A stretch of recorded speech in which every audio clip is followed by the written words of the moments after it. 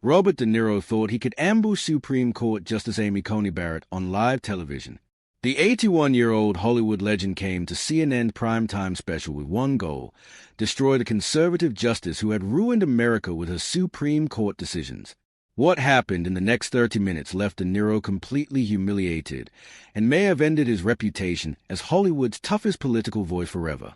The moment Barrett walked onto that CNN stage, you could feel the electricity in the air.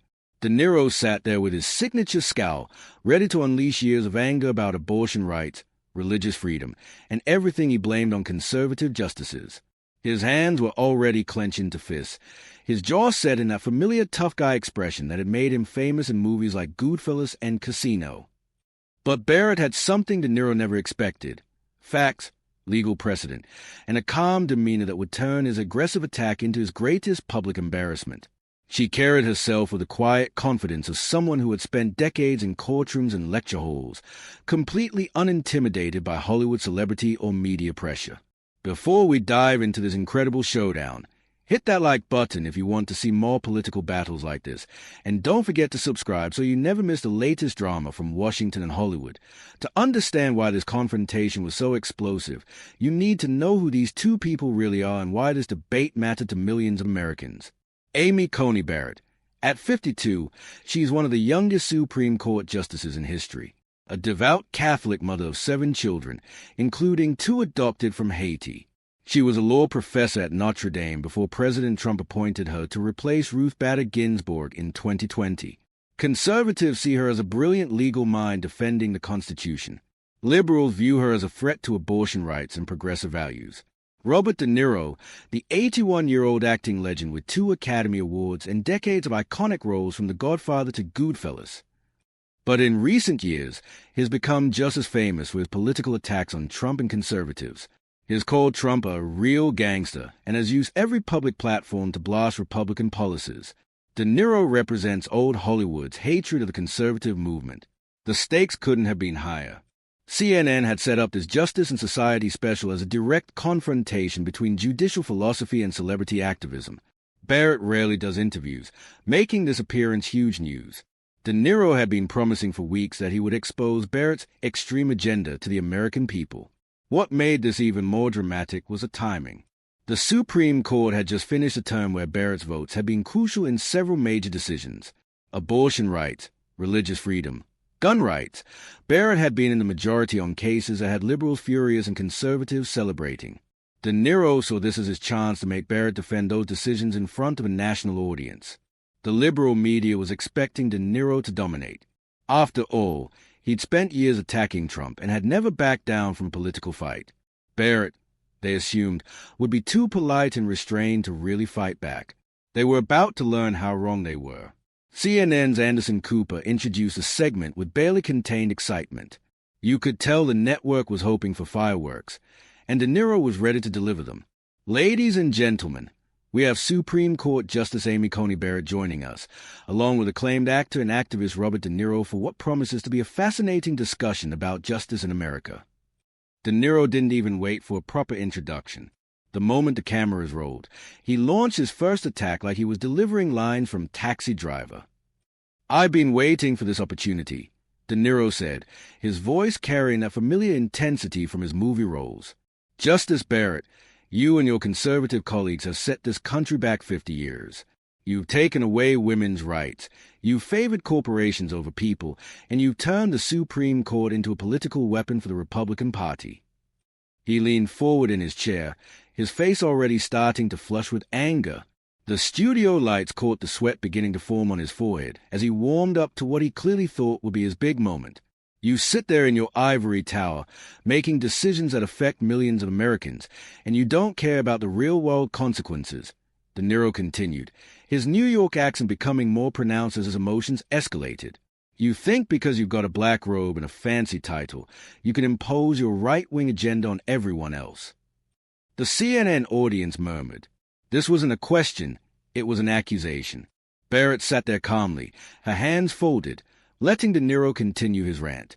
You talk about the Constitution like it's some sacred text that can't be interpreted for modern times.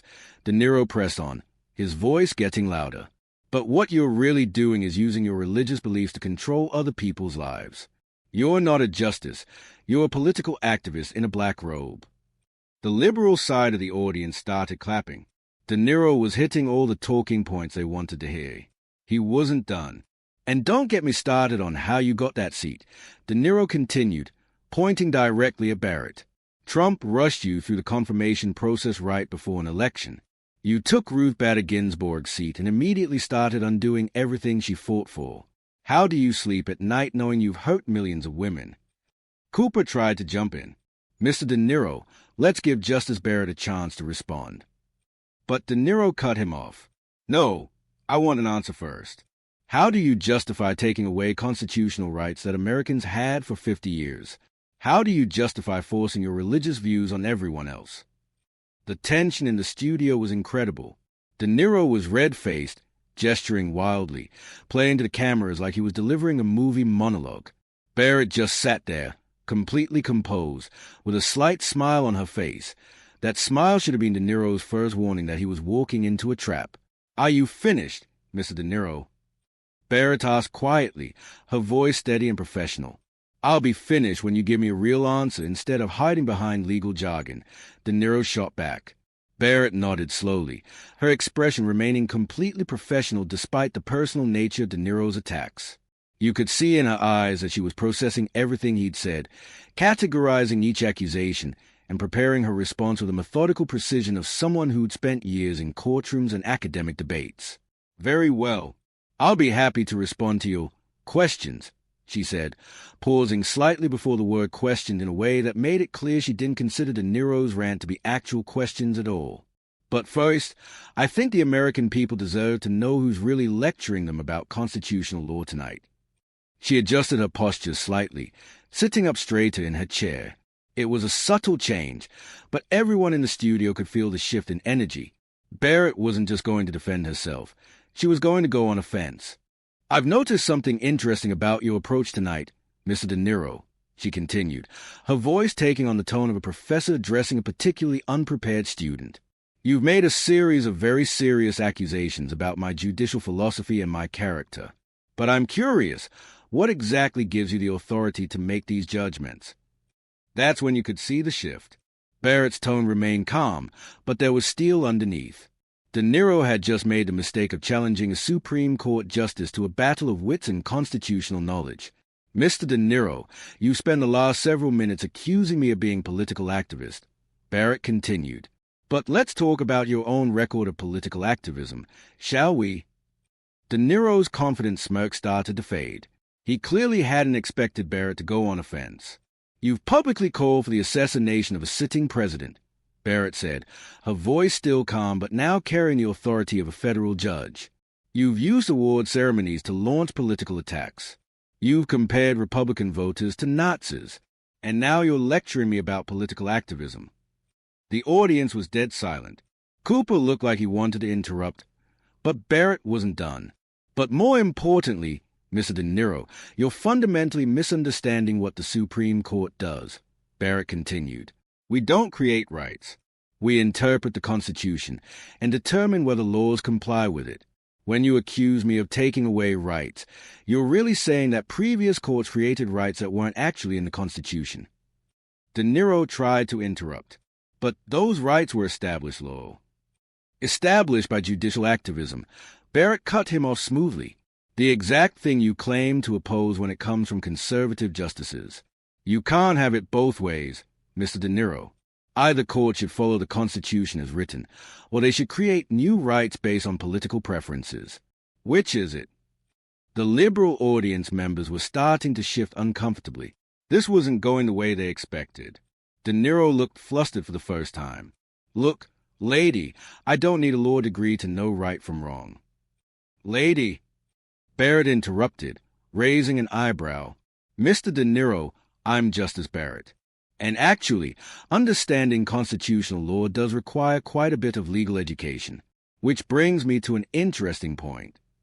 Barrett turned slightly toward the camera, speaking directly to the viewing audience. Mr. De Niro, you spent a night lecturing me about legal principles. But I'm curious, what exactly are your qualifications to discuss constitutional law? You've made some very confident statements about legal precedent and judicial interpretation. What's your background in constitutional scholarship? De Niro's face was getting redder. I don't need to be a lawyer to know when something's wrong. But you do need to understand the law to lecture a Supreme Court justice about how to interpret it, Barrett replied calmly. I've spent my entire career studying constitutional law. I was a law professor for 15 years before joining the federal bench. I've written extensively on constitutional interpretation and judicial philosophy. What's your expertise in these areas? The audience was completely silent now. You could feel the momentum shifting. De Niro had come in swinging like he was in a movie, but Barrett was dismantling him with the precision of a surgeon. My expertise is life experience. De Niro started. Life experience is valuable, Barrett agreed. But when it comes to interpreting the Constitution, shouldn't we rely on legal expertise rather than celebrity opinions? After all, you wouldn't ask me to give acting advice, would you? A few people in the audience actually chuckled at that. De Niro was losing the room, and you could see the panic starting to set in.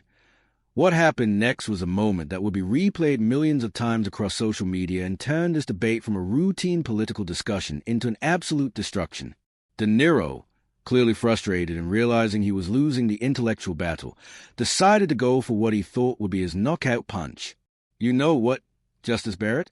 You can hide behind your legal degrees and your fancy words, but everyone knows what you really are, De Niro said, his voice dripping with contempt.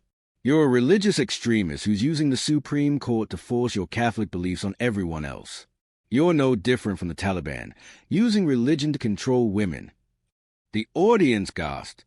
Even by De Niro's standards, comparing a Supreme Court justice to the Taliban was shocking. Cooper looked like he wanted to crawl under his desk. But Barrett's reaction was the moment that changed everything. Instead of getting defensive or angry, she just smiled slightly and pulled out a folder from beside her chair. The way she did it was so calm and deliberate that you could tell this wasn't a spontaneous response. She had come prepared for exactly this kind of attack. Mr. De Niro, since you decided to make this personal and attack my religious faith, I think it's time we had a completely honest conversation, Barrett said, her voice still calm but now carrying an edge that made everyone in the studio sit up straighter. There was something in her tone that suggested De Niro had just crossed a line he really shouldn't have crossed. The audience sensed the shift immediately. Conversation stopped.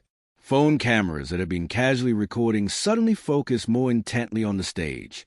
Even the CNN production crew seemed to lean in closer to their monitors, realizing they were about to witness something extraordinary. You've spent tonight portraying yourself as a defender of women's rights and civil liberties, Barrett continued, opening the folder with deliberate care. You've positioned yourself as someone who stands up for the oppressed against religious extremism. That's a very noble position, Mr. De Niro. Very admirable. She opened the folder and pulled out several pieces of paper. But I have to wonder, is that really who you are, Mr. De Niro? Because I've done some research on your actual record when it comes to women's rights and standing up to extremism.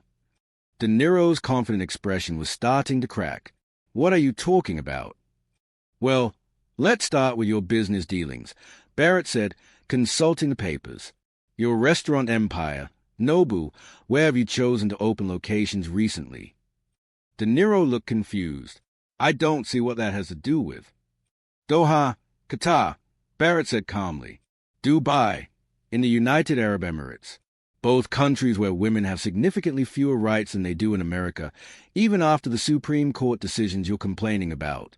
In Qatar, women need male permission to travel, work certain jobs, and make medical decisions. In the UAE, women can be arrested for adultery and face legal discrimination in inheritance and family law. The audience was completely silent. Where was Barrett going with this?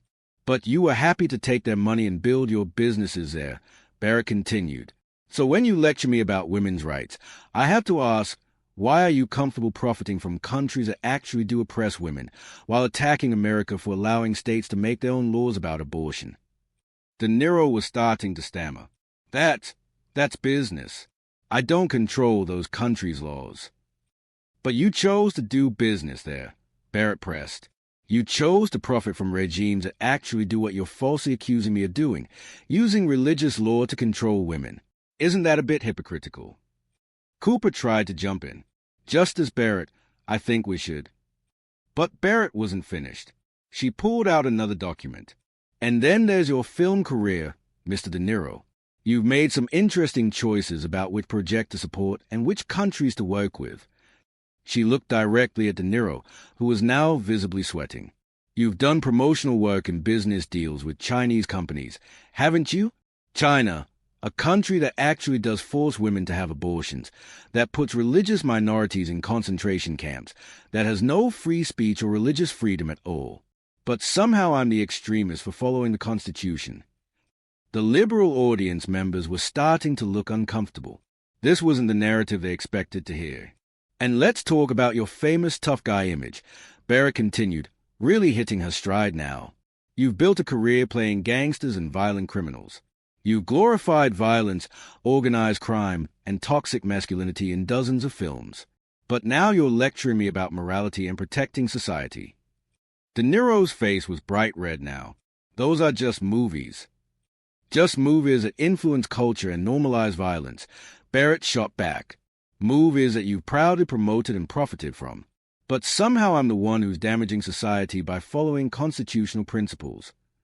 She pulled out one more document, this one clearly printed from the internet. And then there's this, Mr. De Niro. Your own words from a 2018 interview where you said, and I quote, "I don't really follow politics that closely. I just know Trump is bad." End quote. The audience was stunned.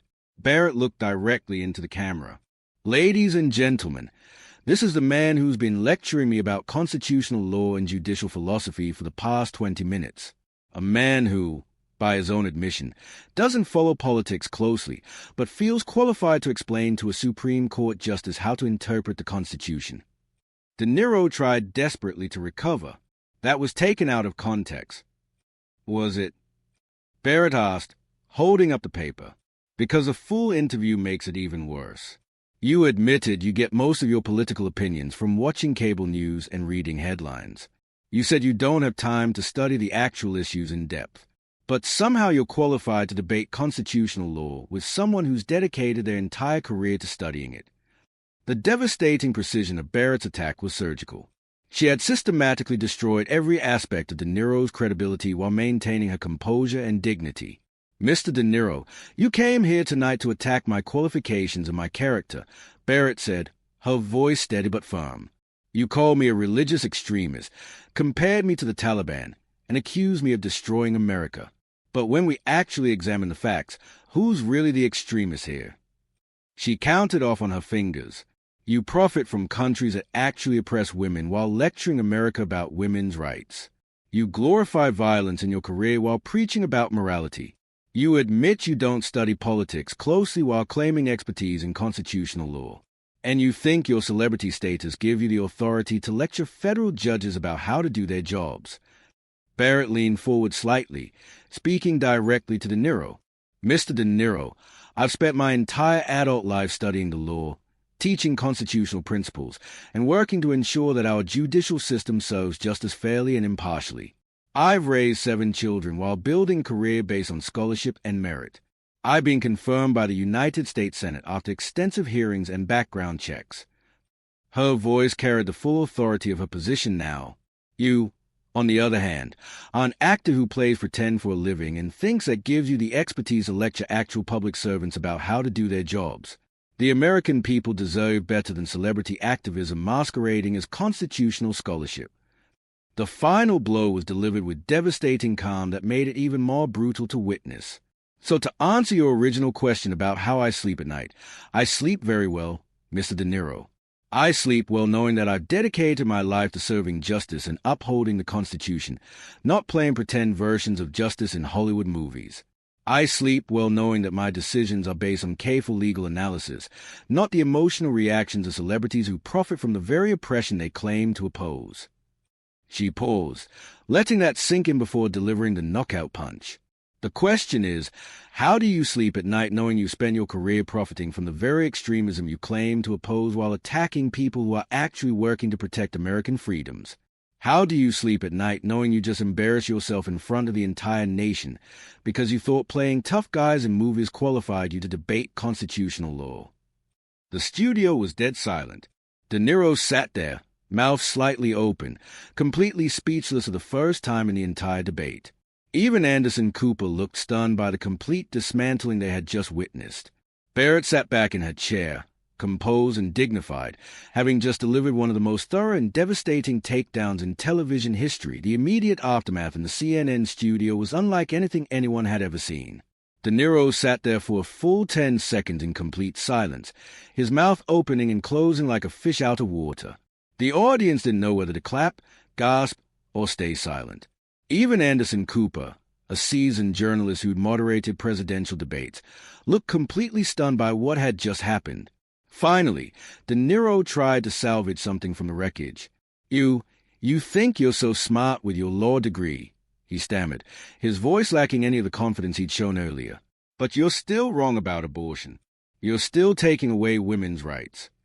Barrett's response was swift and final. "Mr. De Niro, I haven't taken away anyone's rights. The Supreme Court returned the abortion issue to the states, where it belongs under our constitutional system. That's called federalism, a concept you might understand if you'd studied constitutional law instead of just playing gangsters on TV." The liberal audience members who had been cheering De Niro earlier were now sitting in uncomfortable silence. You could see them shifting in their seats, whispering to each other, clearly realizing that their champion had just been intellectually dismantled in front of a national audience. Some were checking their phones, probably already seeing the clips starting to circulate on social media. A few people were actually shaking their heads, clearly embarrassed by De Niro's performance.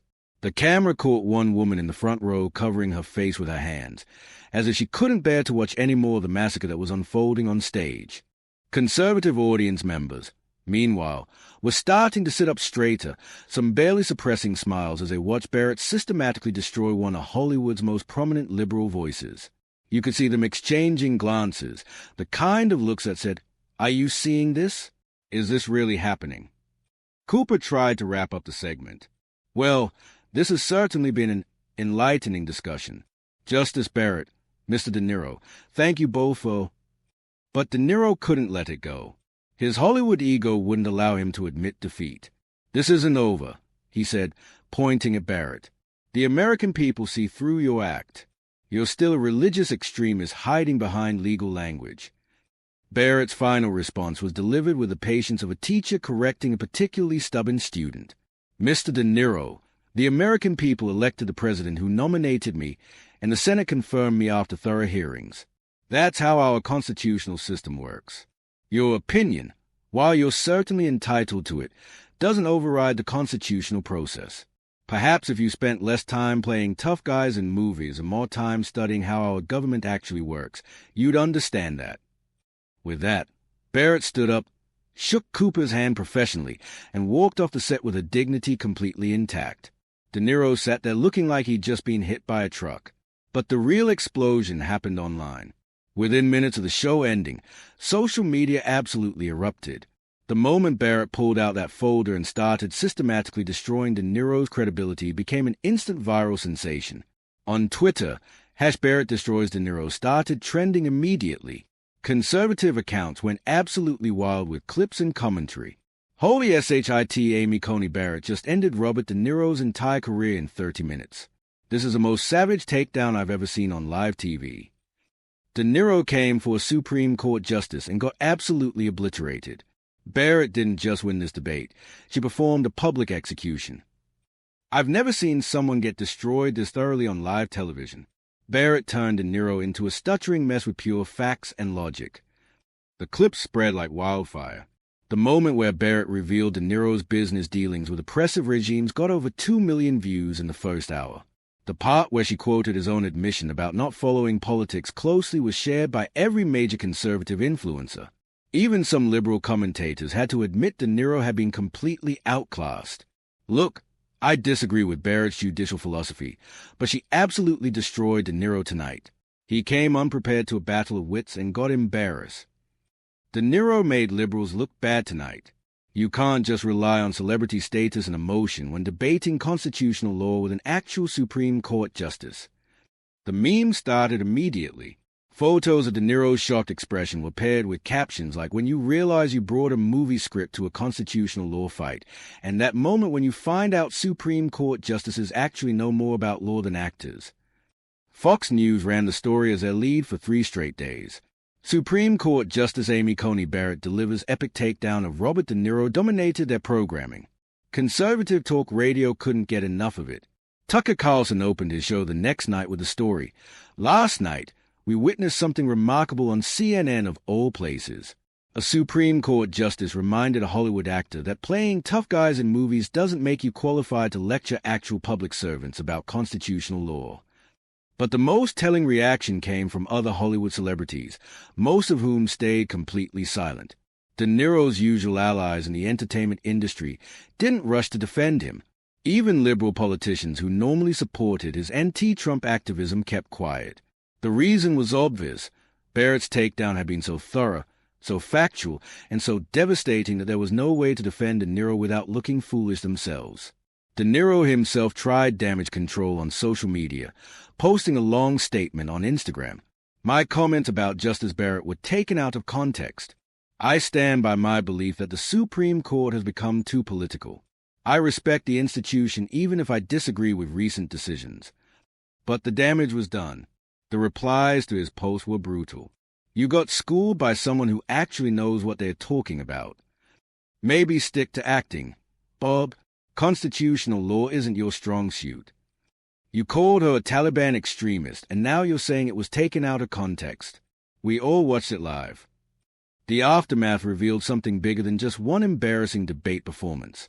It showed the growing disconnect between celebrity activism and actual expertise. For years, Hollywood stars had been treated as political experts simply because they were famous. Barrett's systematic destruction of De Niro's credibility exposed how hollow that celebrity political commentary really was. Legal scholars, even liberal ones, praised Barrett's performance as a masterclass in how to handle aggressive questioning with dignity and facts. Harvard law professor Alan Dershowitz wrote, "Regardless of one's political views, Justice Barrett demonstrated last night how legal expertise and preparation can overcome celebrity bluster." It was a clinic in how actual constitutional scholars discuss complex legal issues. Even some liberal law professors had to acknowledge Barrett's skill. Barrett clearly came prepared with specific examples and legal precedents. While I disagree with her judicial philosophy, her debate performance was impressive from a technical standpoint. The incident became a case study in political communications classes about the importance of preparation and expertise over celebrity status and emotional appeals.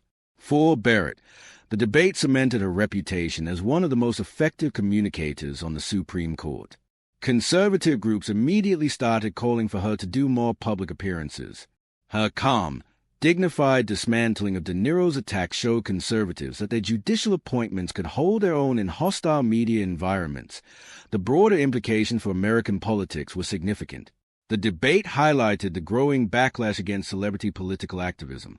Polls after the event showed that a majority of Americans, including many independents and moderate Democrats, thought De Niro had embarrassed himself and that celebrity opinions on complex legal issues carried less weight than actual expertise. For De Niro, the aftermath was professionally devastating.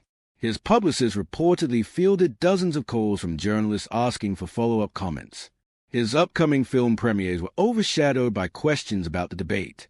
Late-night comedians, who normally would have supported him, instead made jokes about actors trying to debate Supreme Court justices. The entertainment industry's reaction was telling and swift.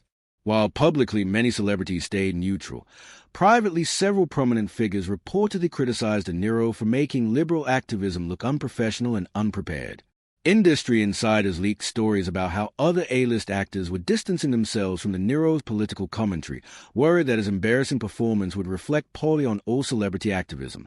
One unnamed Hollywood agent told Variety, "Bob just set back celebrity political involvement by about 10 years. Nobody wants to be associated with that kind of public humiliation. When you get destroyed that thoroughly by someone who actually knows what they are talking about, it makes all of us look like amateurs." The silence from De Niro's usual allies was deafening. Stars who normally rush to defend each other on social media were nowhere to be found. Even liberal politicians who regularly appeared with De Niro at fundraisers suddenly had scheduling conflict when asked to comment on his debate performance. But perhaps the most significant long-term impact was on public discourse itself. Barrett's methodical, fact-based approach to defending her positions became a model for how public officials could handle hostile media environments. Instead of getting emotional or defensive, she had turned the tables by demanding the same standards of expertise and accountability from her critics that they demanded from her. The debate also sparked a broader conversation about media responsibility. CNN faced criticism for setting up what was essentially an ambush interview designed to generate controversy rather than inform the public. Many viewers felt the network had hoped to see Barrett get embarrassed and instead had enabled the Niro's humiliation. In the weeks following the debate, Barrett's approval ratings actually increased, even among some Democrats who respected her professionalism and preparation. De Niro's favorability ratings dropped significantly, particularly among independent voters who saw his performance as unprofessional and unfair. The lesson was clear. In an era of viral social media and instant fact-checking, celebrity status and emotional appeals were no longer enough to win political debates. Expertise, preparation, and dignity still mattered, perhaps more than ever. As one political commentator summarized it, Robert De Niro learned the hard way that Supreme Court justices didn't get their jobs because they are good at playing tough guys. Amy Coney Barrett reminded everyone that there's a difference between acting smart and actually being smart. The debate would be remembered as a moment when celebrity political activism jumped the shark, when a Hollywood legend's ego led him to challenge someone so far out of his intellectual league that the result was inevitable humiliation. For Barrett, it was a defining moment that showed she could defend conservative judicial philosophy with grace, intelligence, and devastating effectiveness. For De Niro, it was a cautionary tale about the dangers of confusing movie roles with real-world expertise. The viral clips continued circulating for months, serving as a reminder that in the battle between Hollywood activism and constitutional scholarship, actual expertise still wins, especially when it's delivered with Barrett's combination of preparation, dignity, and surgical precision. If you enjoyed watching Amy Coney Barrett absolutely destroy Robert De Niro with facts and logic, make sure to hit that subscribe button so you don't miss any more epic political showdowns like this. And let us know in the comments, what did you think of Barrett's performance? Did De Niro deserve the intellectual beatdown he received? We'll see you in the next video where we break down the latest political drama from Washington.